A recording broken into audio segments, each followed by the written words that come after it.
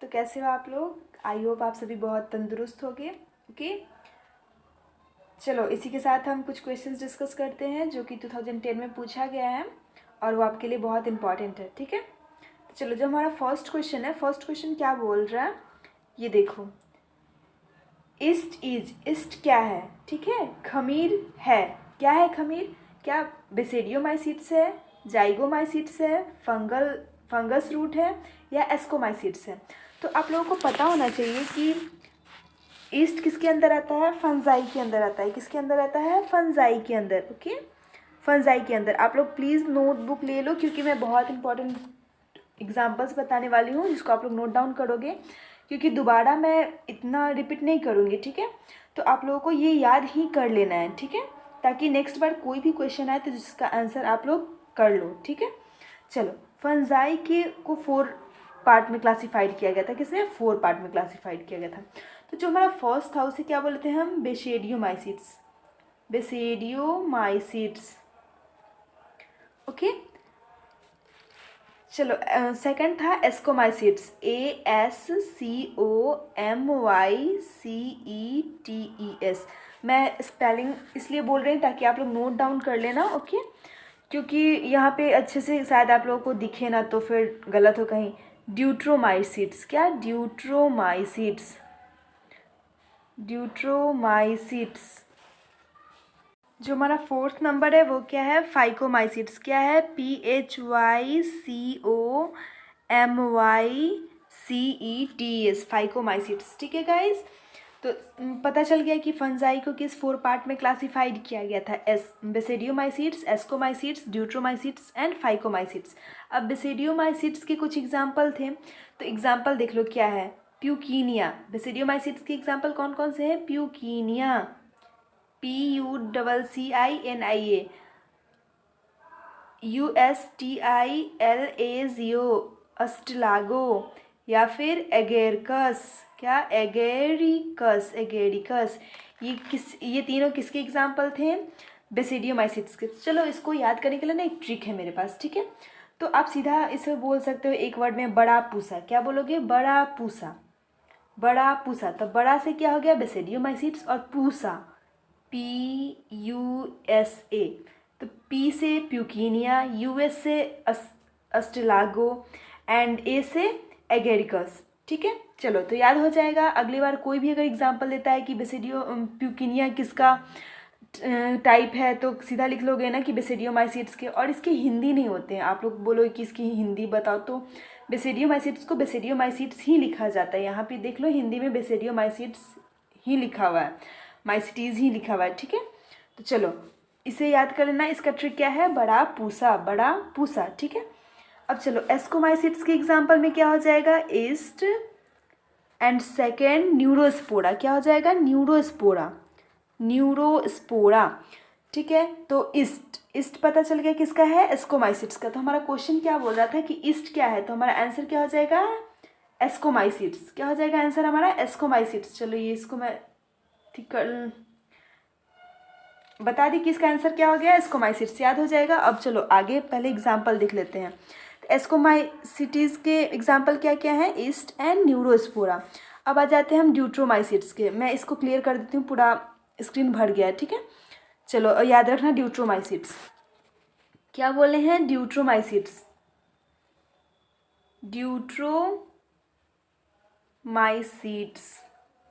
ड्यूट्रोमाइसीट्स के एग्जाम्पल क्या क्या हैं? तो लिख लो अल्टरनेरिया। पहला क्या है? अल्टरनेरिया। ठीक है, दूसरा है Colletotrichum. Okay, and third one is Trichoderma. Trichoderma. ठीक है, अब इसका क्या बनेगा? एक एस्कोमाइसीट्स का सिर्फ ट्रिक नहीं बन पाया है। ठीक है, इसका क्या बनेगा कि इसका क्या बन जाएगा? डे अल्टरनेट क्लास 3 है। डे अल्टरनेट क्लास 3 है। डे से क्या हो गया हमारा? ड्यूट्रोमाइसीट्स। अल्टरनेट से क्या हो गया? अल्टरनेरिया। क्लास से क्या हो गया? कॉलिकोट्रैकम। और 3 से ट्राइकोडर्मा। ठीक है, तो ये सब थोड़ा थोड़ा ध्यान रखोगे ना, तो अगर ऑप्शन सामने आएंगे ना तो याद आ जाता है, तो फिर उसे टिक करोगे तो 100% सही टिक होगा। ठीक है, तो बेसिडियोमाइसीट्स के बता चुकी हूँ, बड़ा पूछा। ठीक है, ईस्ट का नहीं एस्कोमाइसिट्स का नहीं बन पाया तो उसका याद कर लीजिएगा, ईस्टर्न न्यूरोस्पोरा उसके एग्जाम्पल में। एंड ड्यूट्रोमाइसिट्स के क्या है, ड्यूट्रोमाइसिट्स के क्या है, Alternaria, Colletotrichum and Trichoderma. Alternate class 3 है, ठीक है। अब हमारा क्या बचा, लास्ट वन इज फाइकोमाइसिट्स। चलो इसे नोट करते हैं, फाइकोमाइसिट्स, PHYCOMYCETS, ठीक है। फाइकोमाइसिट्स के एग्जाम्पल में क्या क्या हो जाएंगे देख ले। तो जो हमारा लास्ट है वो क्या बोल रहा है कि फाइकोमाइसिट्स के एग्जाम्पल क्या हो जाएंगे, तो राइजोपस, ठीक है। उसके बाद नेक्स्ट क्या हो जाएगा, अल्ब्यूगो, ठीक है। उसके बाद म्यूकस, MUCUS, ठीक है, म्यूकस। तो इसका क्या ट्रिक बनेगा, प्रभु श्री राम। क्या बनेगा, प्रभु श्री राम। राम ऐसे लिखोगे RAM, ओके। तो प्रभु से क्या हो गया, फाइकोमाइसिट्स। R से क्या हो गया, राइजोपस। A से क्या हो गया, एल्ब्यूगो। एंड M से क्या हो गया, म्यूकस, ठीक है। तो आई होप ये ट्रिक आप लोगों को अच्छा लगा होगा, और इसे प्लीज़ याद कर लिया करो या नोट कहीं कर लिया करो ताकि याद रहेगा, क्योंकि जब ऑप्शंस देंगे ना तो आपको याद आ जाएगा, ठीक है। एक और चीज़, इस क्वेश्चन का आंसर क्या मैंने बताया है, इस क्वेश्चन का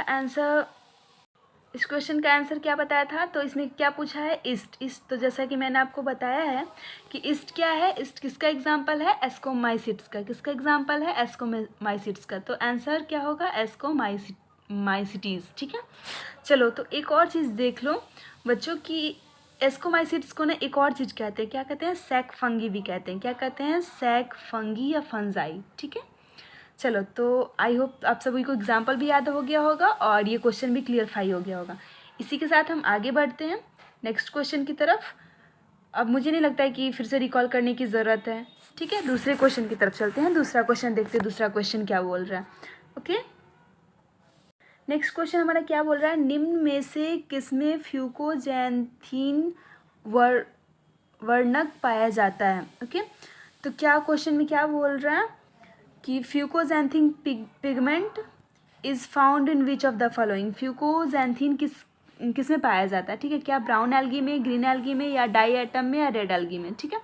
तो चलो इसमें भी बहुत सारे कुछ इंपॉर्टेंट पॉइंट्स जो कि आप लोग को नोट करना होगा, तो प्लीज़ आप लोग पेन कॉपी लेके बैठा करो और नोट किया करो, ओके, ताकि नेक्स्ट बार मुझे रिकॉल करने की ज़रूरत ना पड़े। और आपके भी एग्ज़ाम में अगर ऐसा क्वेश्चन आता है तो आपके लिए बहुत बेनिफिट है ना कि पहले से आप एक क्वेश्चन के थ्रू बहुत सारे क्वेश्चंस याद कर लोगे, ओके। अगर पूछ दिया कि ब्राउन एल्गी की क्लासेस क्या है, ग्रीन एल्गी की क्लासेस क्या है, इसके सेल वॉल किससे बनते हैं, ओके गाइस, तो ये सब मैं अभी बताऊंगी, ठीक है। तो आप लोगों को इसका सीधी ये जान लो कि इस क्वेश्चन का आंसर क्या है। तो ब्राउन एल्गी, क्या है आंसर, ब्राउन एल्गी। ये जो फ्यूकोजैंथीन पिगमेंट होता है ना, वो किस में पाया जाता है, भूरे ब्राउन एल्गी में, ओके। किस में पाया जाता है, ब्राउन एल्गी में। तो चलो इस क्वेश्चन का आंसर याद हो गया। और हाँ, एक और चीज़ कर लो कि ब्राउन एल्गी में एक और पिगमेंट पाया जाता है,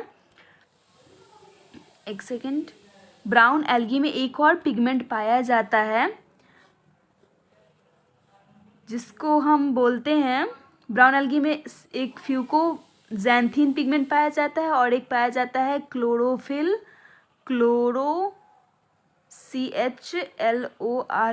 chlorophyll A and C, okay. ये दोनों पिगमेंट किस में पाया जाता है, ब्राउन एल्गी में। किस में पाया जाता है गाइस, ब्राउन एल्गी में। तो आप लोग याद रखिएगा। अब यहाँ पे ना फ्यूकोजैंथीन पिगमेंट दिया हुआ है, अगर क्वेश्चन ऐसा थोड़ा सा टर्न होके ऐसे बन जाए कि chlorophyll A is found in which of the following, तो और ऑप्शंस यही हो, तो आंसर क्या, तो आप बोलो कि मैम ने तो बताया ही नहीं था तो मैं कैसे बनाऊँ। तो नहीं, आप लोग याद कर लो कि क्लोरोफिल A एंड C भी ब्राउन एल्गी में ही पाया जाता है, ओके गाइस। तो चलो आई होप ये समझ में आया होगा। चलो अब थोड़ा और बता देते हैं ब्राउन एल्गी के बारे में। तो ब्राउन एल्गी का जो सेल वॉल होता है ना, सेल वॉल वो किससे बना होता है, सेलुलोज से। किससे बना जाता है, सेलुलोज से, सेलुलोज एंड एल्जिन से। किससे, एल्जिन से। तो आप लोग प्लीज़ नोट कर लो कि ब्राउन एल्गी के सेल वॉल, ब्राउन एल्गी का जो सेल वॉल होता है वो किस चीज़ से बना होता है, सेलुलोज एंड एल्जिन से। अगर क्वेश्चन ऐसा कर दे कि ब्राउन एल्गी के सेल वॉल का नाम क्या है, तो आप लोग क्या बताओगे, cellulose and Elgin, okay.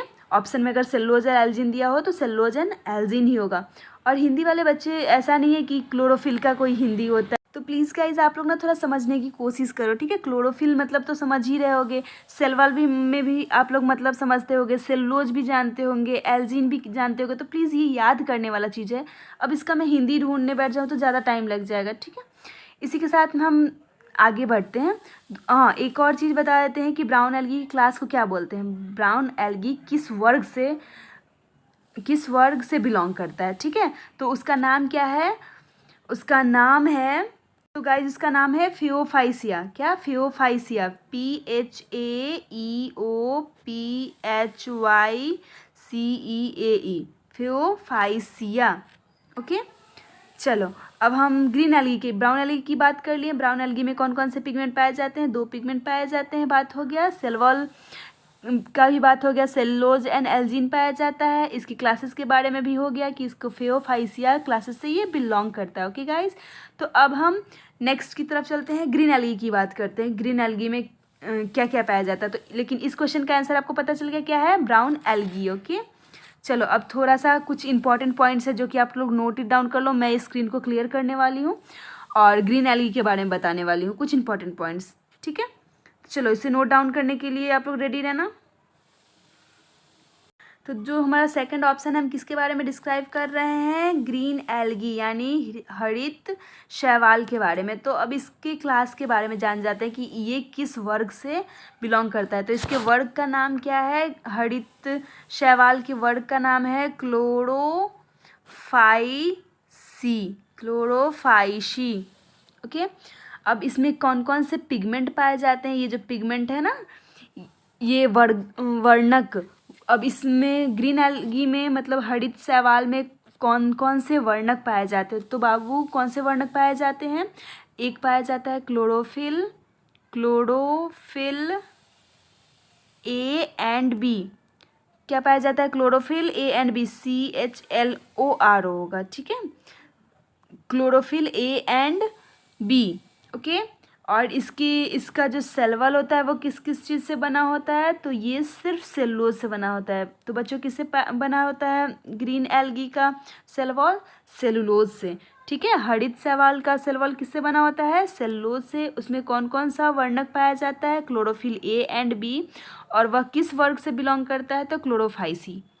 Okay, इसी के साथ हम अगले ऑप्शन की तरफ बढ़ते हैं। तो हमारा अगला ऑप्शन क्या है, डाई एटम। चलो मैं स्क्रीन फिर से क्लियर करती हूँ ताकि स्पेस बन जाए। तो चलो अब हमें क्या बताना है, डाई एटम के बारे में, ठीक है। तो डाई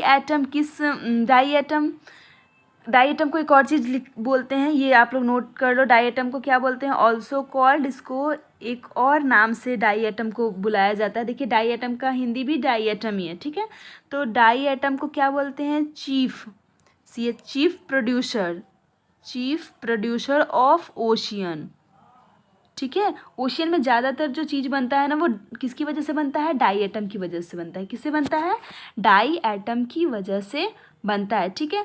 अब डाई एटम का जो सेलवल होता है वो किस किस चीज़ से बना होता है बाबू, तो वो सेलुलोज प्लस सिलिका से बना होता है। किससे, सिलिका से, सेलुलोज प्लस सिलिका से बना होता है, ठीक है। और डाई एटम किसका एग्जाम्पल है, तो सिंपल आप लोग समझ जाओ कि प्रोटेस्टा तो जानते होगे ना, प्रोटेस्टा किसे कहते हैं। तो प्रोटेस्टा का एग्जाम्पल क्या है, हमारा डाई एटम है, ठीक है। प्रोटेस्टा का एग्जाम्पल ही हमारा डाई एटम है। इसी के साथ हम अगले ऑप्शन की तरफ बढ़ते हैं, ठीक है। तो फिर से मैं स्क्रीन क्लियर करने वाली हूँ। तो देखो नेक्स्ट क्या हमारा लास्ट वन क्या बचा, रेड एल्गी के बारे में। अब रेड एल्गी के बारे में जान लो। तो रेड एल्गी का क्लास मतलब रेड एल्गी का वर्ग, लाल शैवाल का वर्ग क्या होता है, रोहोडोफाइसी।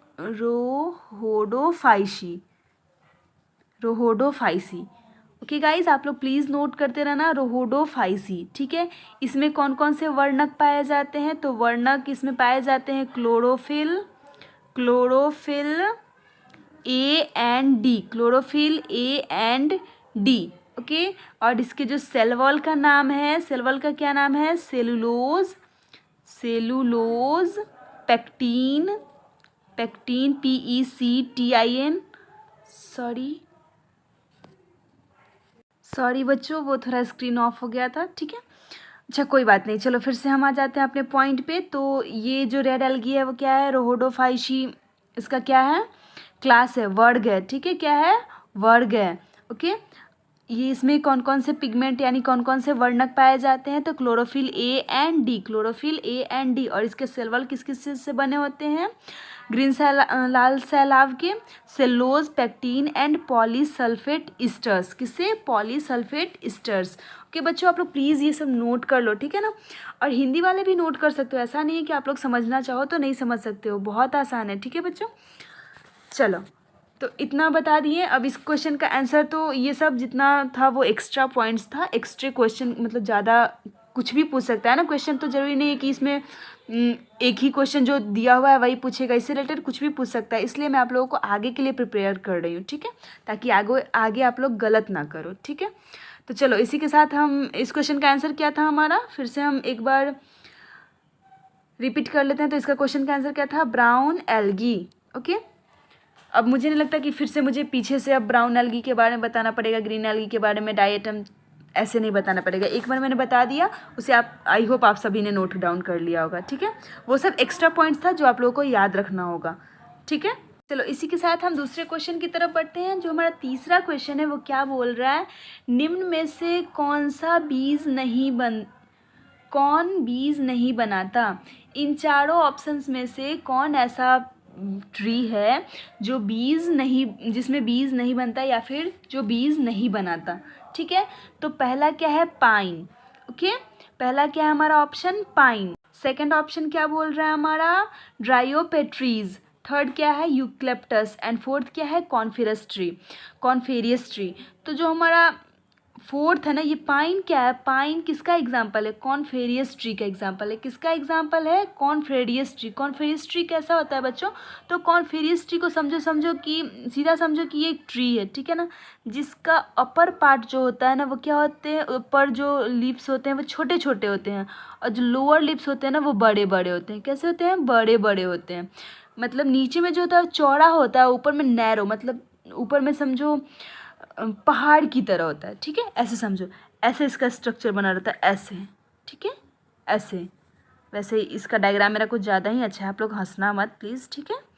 ये ऐसे बना रहता है, और ये कॉन्फेरियस ट्री इसी को कहते हैं जो ऊपर में क्या हो, नैरो हो, पतला हो, और नीचे में क्या हो, वाइडर हो, चौड़ा हो, ताकि इस पर अगर स्नोफॉल, क्या ये किस एरिया में होता है, कोल्डर, ठंडे जगह पे ज़्यादा ऐसे पेड़ पाए जाते हैं, ताकि जब बर्फ़बारी हो ना बच्चों, तो बर्फ़बारी की वजह से जितने भी बर्फ़ इस पत्ते पर गिरे तो ये सब ना नीचे आ जाए, और हमारा पत्ता जो है वो सुरक्षित रहे, ठीक है। अगर ज़्यादा देर तक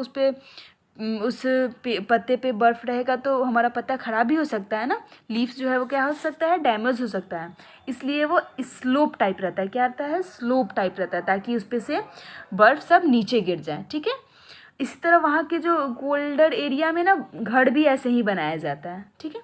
तो चलो, ये किसका एग्जांपल है, पाइन किसका एग्जांपल है, कॉन्फेरियस ट्री का। तो और यहाँ पे कॉन्फेरियस ट्री में सीड्स लगते हैं, क्या लगते हैं, सीड्स लगते हैं। तो आप लोग याद कर लें कि कॉन्फेरियस ट्री में सीड्स लगते हैं। तो पहला तो हमारा 2 ऑप्शन कट जा रहा है, पाइन इसी का एग्जाम्पल है, तो पाइन में भी सीड लगता है, ठीक है। मैं उसका फिगर भी दिखाऊँगी, आप लोग वेट करो थोड़ा देर।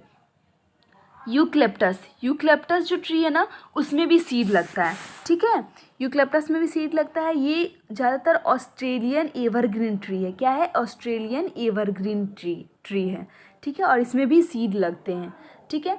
सेकंड क्या है हमारा, डायोप्टेरीज, क्या है, डायोप्टेरीज क्या होता है बच्चों, तो ये ना एक वुडी फर्न है, क्या है, वुडी फर्न मतलब जानते हो, फर्न मतलब क्या होता है, फर्न मतलब ऐसे समझो, क्या बता दूँ फर्न का, बच्चों फर्न का हिंदी मुझे पता नहीं, इसलिए मैं फिगर बता रही हूँ। देखो ये जो दिख रहा है ना आपको स्क्रीन पे, ये किसका फिगर है, ये फर्न का फिगर है, क्या है, फर्न का।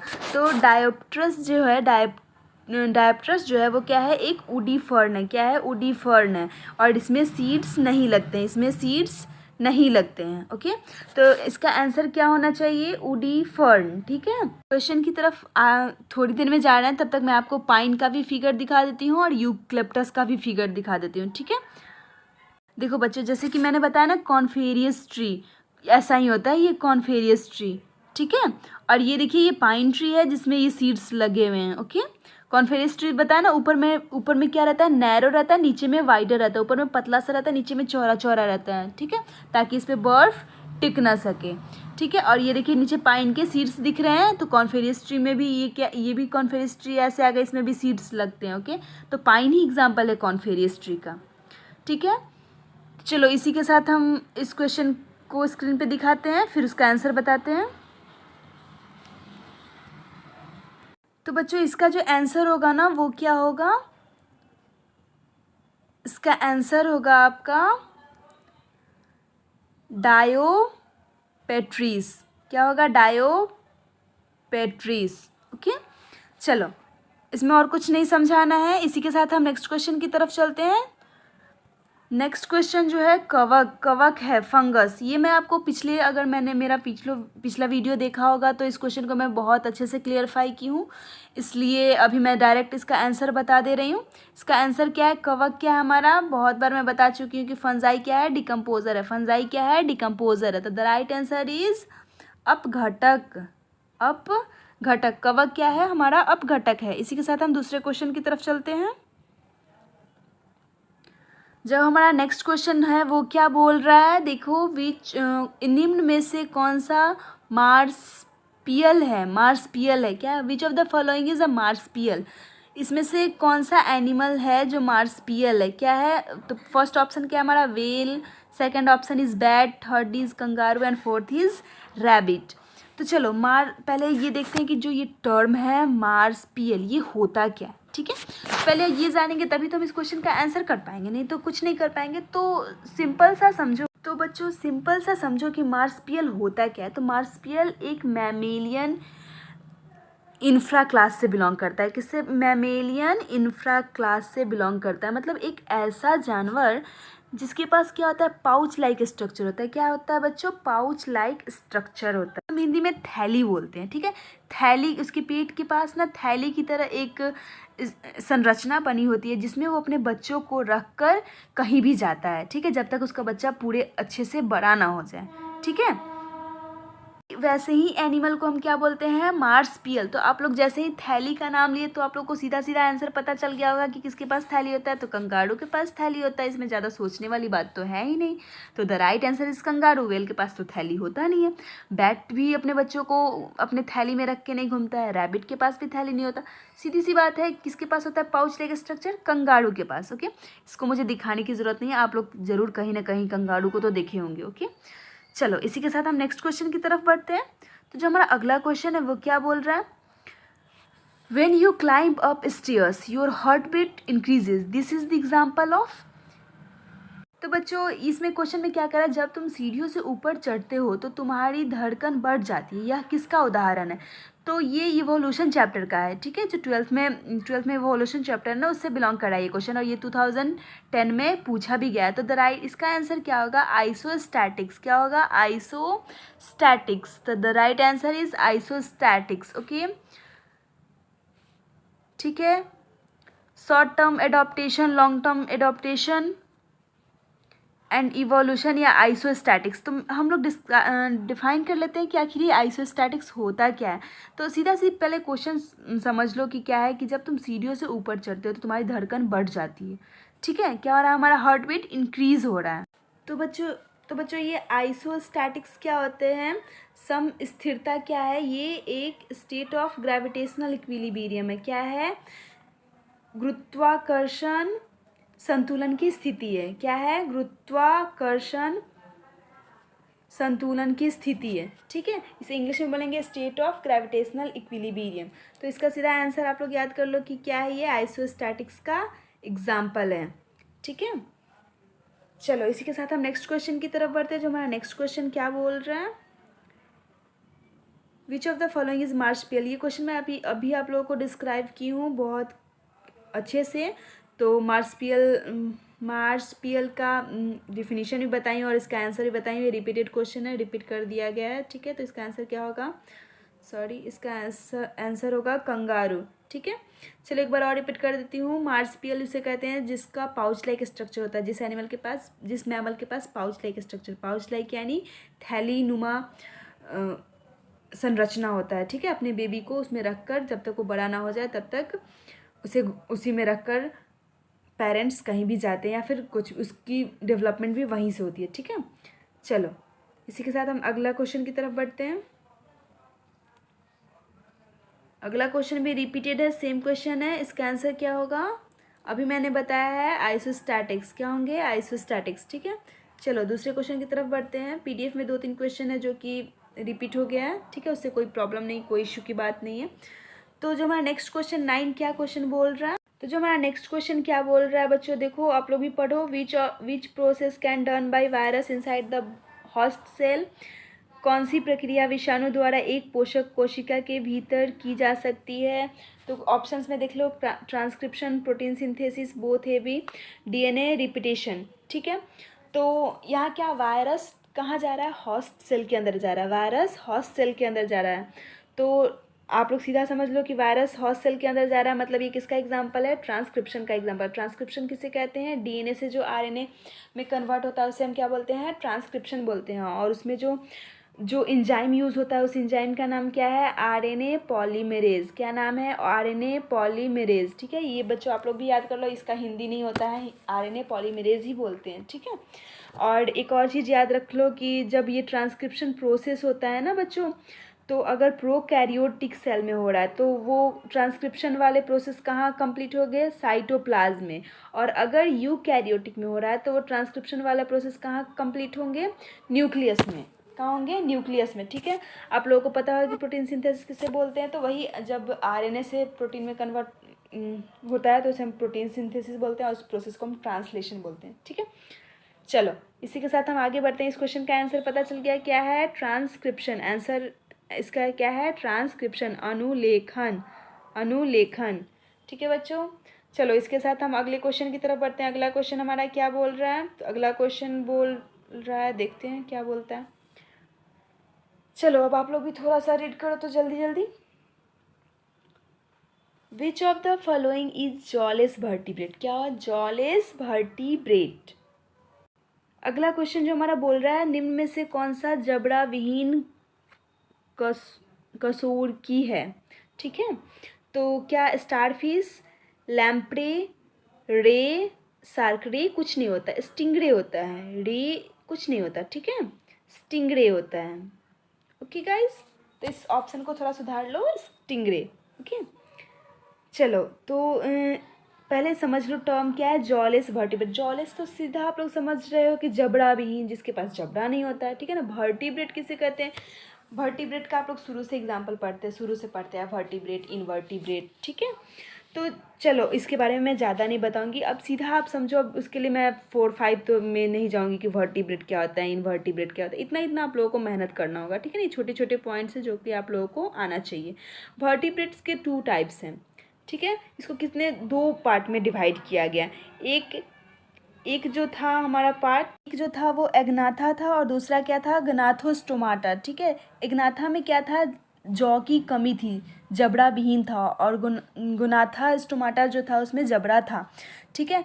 तो जो हमारा एग्जाम्पल जबड़ा विहीन वाला एग्जाम्पल है वो क्या है? लैम्प्रे। लैम्प्रे में जबड़ा नहीं होता है, ठीक है।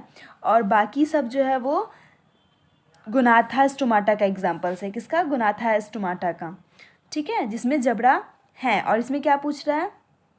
जबड़ा विहीन कोशिका। तो लैम्प्रे किसका एग्जाम्पल है? जबड़ा विहीन कोशिरुकी, ठीक है, जिसे वर्टिब्रेट्स बोलते हैं, जॉलेस वर्टिब्रेट्स, ठीक। तो बच्चों हम लोग अगले क्वेश्चन की तरफ चलते हैं। हमारा अगला क्वेश्चन क्या बोल रहा है? 11 number, which compound was first form during evolution?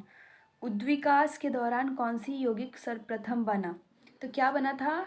RNA बना था। इससे आप डायरेक्ट याद कर लेना क्या बना था? आरएनए बना था, ओके। आरएनए का फुल फॉर्म क्या होता है बच्चों? आरएनए का फुल फॉर्म जिसको पता है वो आप लोग कमेंट बॉक्स में लिखो जल्दी जल्दी। चलो फिर मैं भी लिख देती हूँ। Ribo nucleic acid. क्या है? Ribo nucleic acid, okay, ribo nucleic acid. चलो इसमें ज़्यादा कुछ बताना नहीं है इसलिए मैं इसमें ज़्यादा टाइम नहीं लूँगी। दूसरे क्वेश्चन की तरफ चलते हैं हम। सेकंड नंबर क्वेश्चन जो है वो क्या बोल रहा है? हमारे शरीर में रक्त वाहिनियों की कुल लंबाई है लगभग, कितनी लंबाई है? लगभग 96,000 किलोमीटर, ओके। क्या है? 96,000 किलोमीटर, ओके, अप्रॉक्स होता है बेटा, ठीक है। आप लोग इसे याद कर लेना कि अप्रॉक्स कितना होता है, 96,000 किलोमीटर, ठीक है। चलो हम नेक्स्ट क्वेश्चन की तरफ चलते हैं। जो हमारा नेक्स्ट क्वेश्चन है वो क्या बोल रहा है, नेक्स्ट क्वेश्चन क्या बोल रहा है, शुगर प्रेजेंट इन डीएनए। इस क्वेश्चन को मैं, ये क्वेश्चन रिपीटेड है, अगर आप लोगों ने केयरफुली वीडियो देखा होगा तो इस क्वेश्चन को मैं स्ट्रक्चरल फार्मूला के साथ समझाई थी। तो इसका आंसर सबको पता होगा, 100% सारे बच्चे को पता होगा। जल्दी से आंसर लिख दो, जल्दी जल्दी लिख दो। क्या बताया था मैंने, पेंटोज बताया था। ओके, क्या बताया था, पेंटोज बताया था, ठीक है। इसको एक और नाम से बोलते हैं, उसे क्या बोलते थे, डीऑक्सी राइबोज बोलते हैं, ठीक है। चलो इसमें कितने कार्बन होते हैं ये भी बताया था, इसमें 5 कार्बन एटम्स होते हैं। कितने होते हैं, 5 कार्बन एटम्स। ओके, चलो इसमें ज़्यादा टाइम हम नहीं लेंगे क्योंकि हम बता चुके थे, आप लोग को याद होगा ऐसे वाला जो स्ट्रक्चर था वो किसका था, पेंटोज का था, ठीक है। चलो अब हम आगे की तरफ चलते हैं, दूसरे क्वेश्चन की तरफ। नेक्स्ट क्वेश्चन जो बोल रहा है, निम्न में से कौन एक फॉस्फोलिपिड है, इसमें से कौन एक फॉस्फोलिपिड है, ठीक है। तो बेटा पहले समझ लो फॉस्फोलिपिड होता क्या है, ठीक है। तो बच्चों फॉस्फोलिपिड होता क्या है, तो फॉस्फोलिपिड क्या है, अणुओं के साथ 2 fatty acid with modified phosphate group जब अटैच होते हैं ना ग्लिसरॉल बैकबोन से, उसी को क्या बोलते हैं हम, फॉस्फोलिपिड बोलते हैं। इसका मॉलिक्यूलर फार्मूला जो होता है वो क्या होता है, C39H75O10 एंड पी होता है, एंड नहीं साथ में अटैच रहता है, पी फॉस्फेट ग्रुप होता है, मॉडिफाइड फॉस्फेट ग्रुप, ठीक है। इसी को क्या बोलते हैं हम, फॉस्फोलिपिड। तो मस्टर्ड क्या है हमारा, मस्टर्ड ना एक पोलर लिपिड है, ओके। और ये लाइसिथीन जो है वो हमारा फॉस्फोलिपिड है, क्या है, फॉस्फोलिपिड है। एंड स्टैटिक एसिड क्या है, एक पॉलीमरेज है। एंड कोलेस्ट्रॉल क्या है, हमारा लिपिड है, ओके। तो आप लोगों को पता चल गया कि कौन सा इसमें फॉस्फोलिपिड है, जैसे कि मैंने बताया lecithin. The right answer is lecithin, okay. चलो इसी के साथ हम नेक्स्ट क्वेश्चन की तरफ चलते हैं कि नेक्स्ट क्वेश्चन क्या बोल रहा है। आई होप आपको फॉस्फोलिपिड समझ में आ गया होगा, इसका मॉलिक्यूलर फॉर्मूला भी देख लीजिएगा, ठीक है। तो जो हमारा नेक्स्ट क्वेश्चन है वो क्या बोल रहा है, तो जो हमारा नेक्स्ट क्वेश्चन क्या बोल रहा है, which one of the following is not a mucus, इसमें से म्यूकस कौन सा नहीं है, ठीक है, कौन सा म्यूकस नहीं है। तो पहला ऑप्शन क्या है, अगार, सेकेंड इज एल्जेनिक अम्ल, and third is carrageenan, and fourth is मन, ठीक है। तो आपको अगार बता देती हूँ, अगार क्या होता है, अगार ना जेलेटिन लाइक सब्सटेंस होता है, ठीक है, जेलेटिन लाइक सब्सटेंस। और इसका यूज़ कहाँ होता है, माइक्रोबायोलॉजी में। कहाँ होता है बच्चों, माइक्रोबायोलॉजी में इसका यूज़ होता है, ओके। अगर कोई पूछे कि अगार का यूज़ कहाँ होता है तो माइक्रोबायोलॉजी में होता है, ठीक है ना। और ये क्या होता है, जेलेटिन लाइक सब्सटेंस होता है, वो भी अनब्रांच्ड पॉलीसेकेराइड है, ठीक है। और अब देख लो एल्जेनिक एसिड, एल्जेनिक एसिड के बारे में हम आपको और पहले ही बताए हुए, किसे एल्जीन भी बोलते हैं, क्या बोलते हैं बच्चों, एल्जीन बोलते हैं, ठीक है। और ये किस में पाया जाता है, ये ब्राउन एल्गी में पाया जाता है, ये किस में पाया जाता है, ब्राउन एल्गी में पाया जाता है। और ये ईटिएबल होता है, खाने योग्य होता है, ठीक है।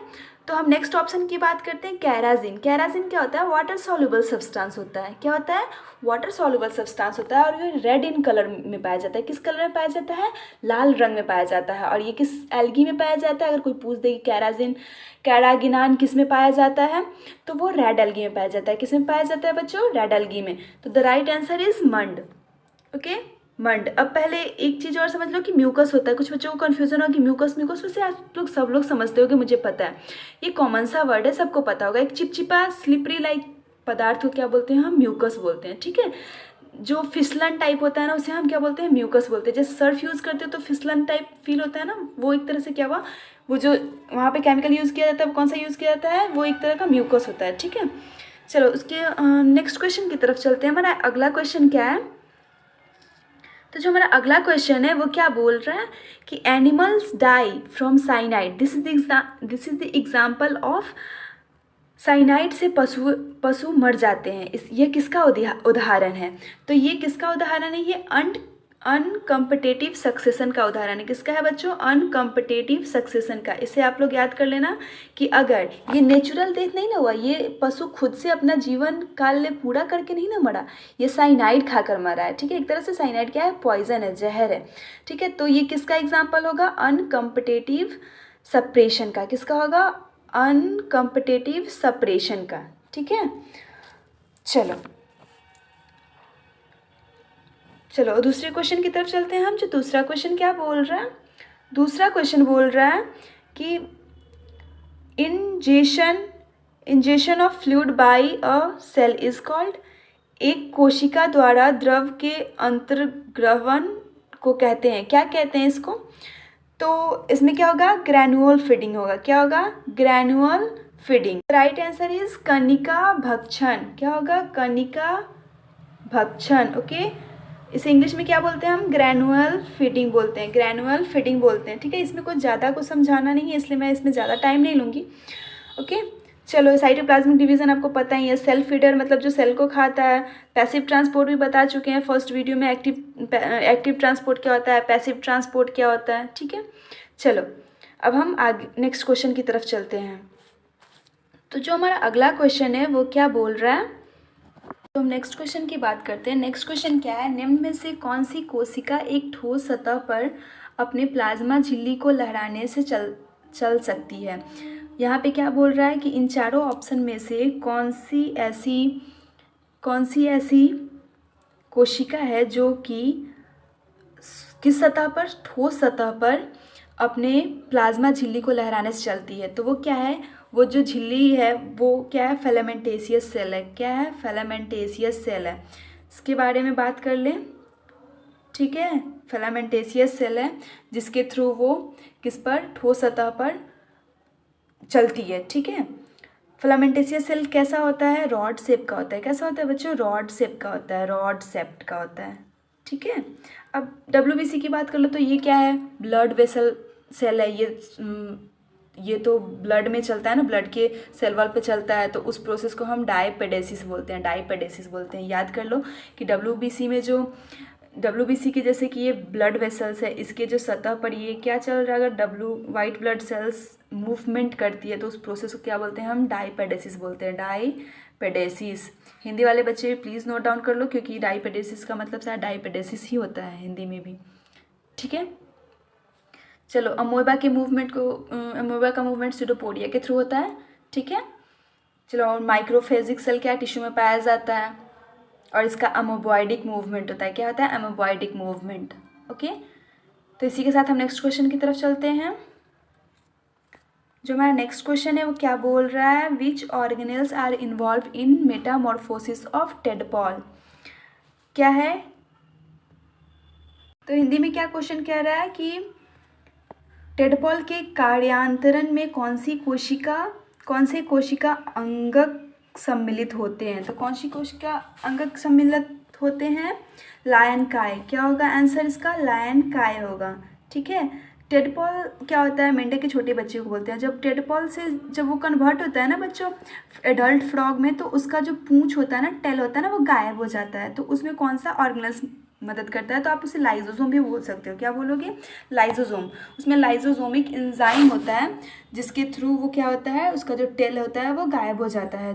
क्योंकि एडल्ट फ्रॉग के पास तो टेल होता नहीं है, पूंछ होता नहीं है, टेडपॉल के पास टेल होता है।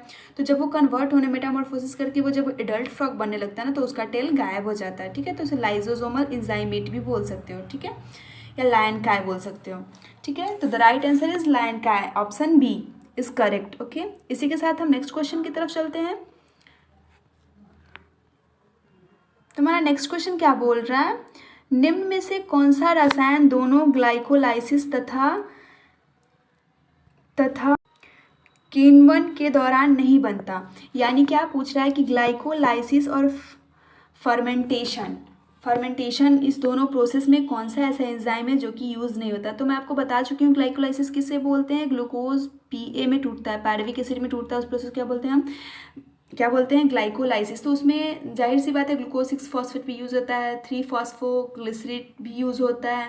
ठीक है ना, पायरुवेट भी यूज़ होता है। और फर्मेंटेशन प्रोसेस में भी एक क्या नहीं होता है, तो एसिटल एल्डिहाइड दोनों में से किसी में यूज़ नहीं होता। ये एंजाइम का यूज़ दोनों प्रोसेस में नहीं होता है। ठीक है बच्चों, एसिटल एल्डिहाइड का यूज़ ग्लाइकोलाइसिस तथा फर्मेंटेशन में यूज़ नहीं होता है। ठीक है, तो इस क्वेश्चन का आंसर सीधा लिख लो। अगर 4 ऑप्शन ऐसे दिए हुए हैं तो राइट आंसर क्या होगा, D। मुझे पता है आप लोग बोर हो रहे होंगे क्योंकि ये बोरिंग क्वेश्चन टाइप ही आ रहा है अभी, जो भी है कुछ भी इंटरेस्टिंग नहीं आ रहा। फिर भी कोई बात नहीं, पेपर में तो नहीं दिखेगा ना, एग्जामिनर नहीं दिखेगा कि ये बोरिंग क्वेश्चन है तो नहीं दूंगी। ओके, चलो नेक्स्ट क्वेश्चन है। नेक्स्ट क्वेश्चन क्या बोल रहा है, which of the following is not an intestinal bacterium. Intestinal bacterium इनमें से कौन सा नहीं है, आंत्र जीवाणु नहीं है।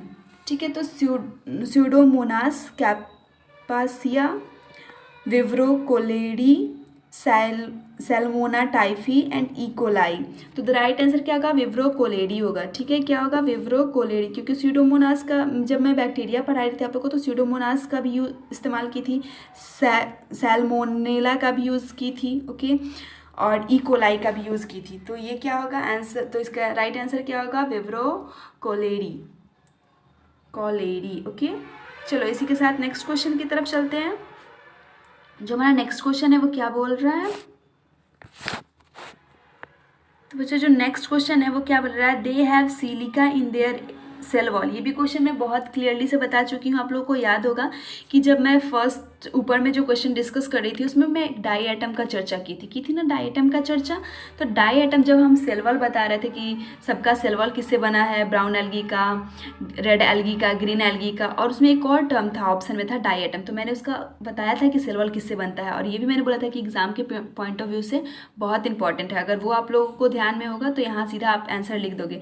उसमें क्या बोले थे हम, डाई एटम का सेल वॉल किससे बना होता है, सेलुलोज प्लस सिलिका से, किससे, सिलिका भी होता है। तो इसमें क्या बोल रहा है क्वेश्चन में कि कौन इन चारों में से है जिसका सेल वॉल किससे बना है, सिलिका से बना है।